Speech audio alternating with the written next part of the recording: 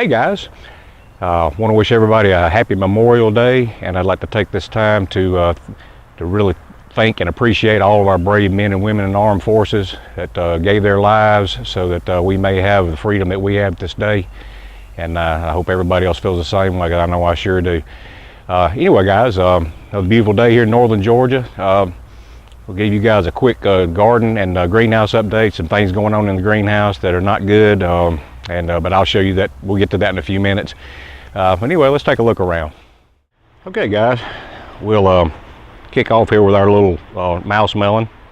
Once again, thank you Rob Bob for the seeds. We've got it going out here in our little pot with a cage, and we'll see what it does over time. I've got a late start on it, but it seems to be doing fine, so we'll see over time what happens.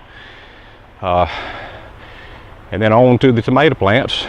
Brandywines up above the cage. Everything's blooming good, setting fruit good. Both of these right here looking good. Can't wait for these. Rutgers, same thing, plenty of bloom. Got fruit set down in here, looking good. Looking forward to those too. Didn't get them last year. Our big beefs, better boys, all the same. Fruit set in there, everything looking good. No pests, no disease, nothing yet so far. We'll take it. No whiteflies. And then our Campari experiment. I guess I don't want to call it experiment anymore because we're still we're still growing. We've actually got some that are down there at the bottom that are kind of turning on us down there. A little small right now, but that's okay. They'll still be tasty all the same.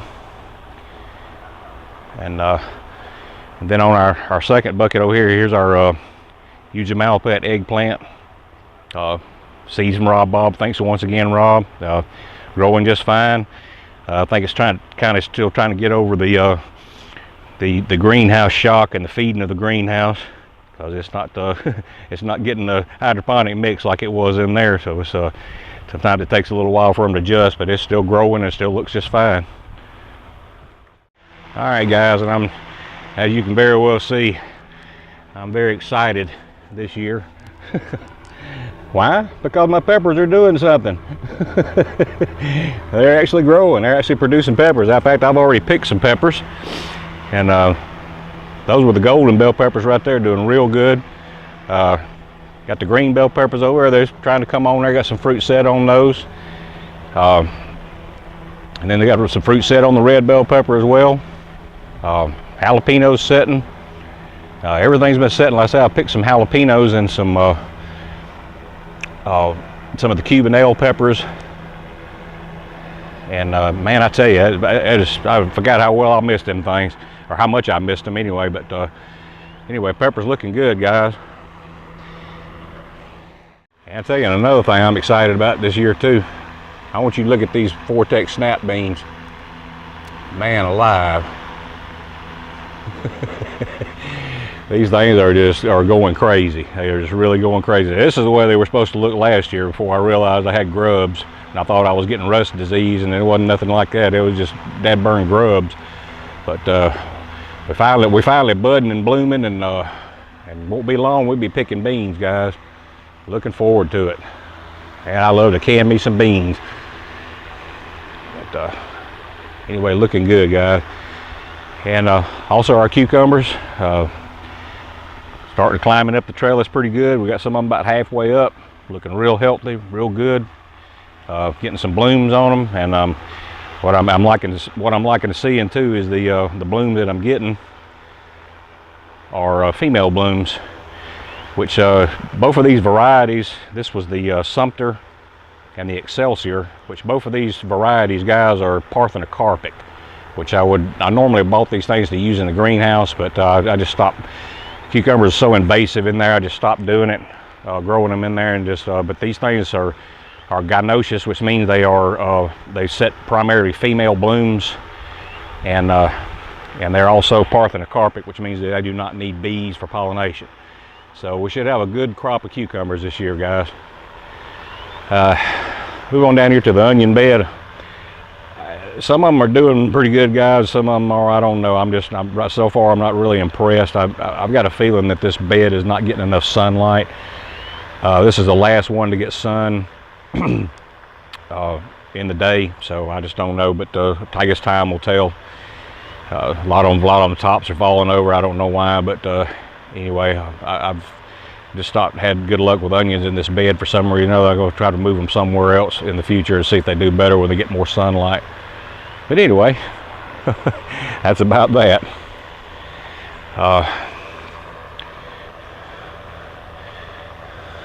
We'll just back off here and just kind of give you a bird's eye view of everything here. Everything looking real good, guys. Couldn't be happier. Okay, guys, we'll kick it off here in the greenhouse and show you what's going on here. With the bush tomatoes, if you want to call them that. Honestly, guys, I'm going to tell y'all the honest truth. I can't, I mean, I have grown bush tomatoes before, and I have never seen any do this. I mean, I've had to put these things on roller hooks. They're all the way up to the ceiling, and it's just, they're going crazy. I did not prepare myself properly for this. The only one that looks reasonably like it's probably normally should is the Australian heirloom KY1 right there, which looks very good, and it also seems to be the least affected by the whiteflies, which is a good thing, Rob. So you'll know that. But some really good fruit on there, guys. A bunch of it on there too, all up in there.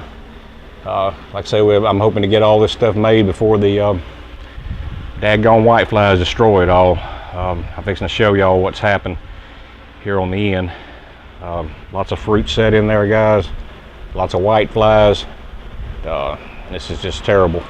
But this will be one reason, guys, that you won't see me doing another spring greenhouse video. I'll keep everything outside and leave my greenhouse growing to the winter time. Oh, and by the way, before I show you that, these the Old Faithfuls here, I have topped them, and we're just going to, you see the tops are cut off of them, and that way I just get these tomatoes made that are on here, so I can get these things out of here. Because like I said, they just got to the point where they weren't doing too much anymore, and it's been nice, really been nice to be back enjoying some tomatoes again, though, guys. I tell you, we still got a table full of them, and still got plenty more on here to pick. And I figure by the time all these get done and we need some more, they're gonna be ready to go. So hopefully we'll time this out just right. But as you see, not much left on that one at all. Got some nice clusters on it though.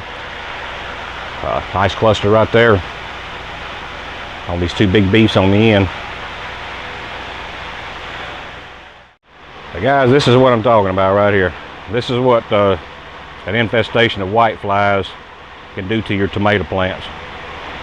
This is really sad to see. I mean, you see all this fruit that's made inside these things, but the plant is just being destroyed by whiteflies.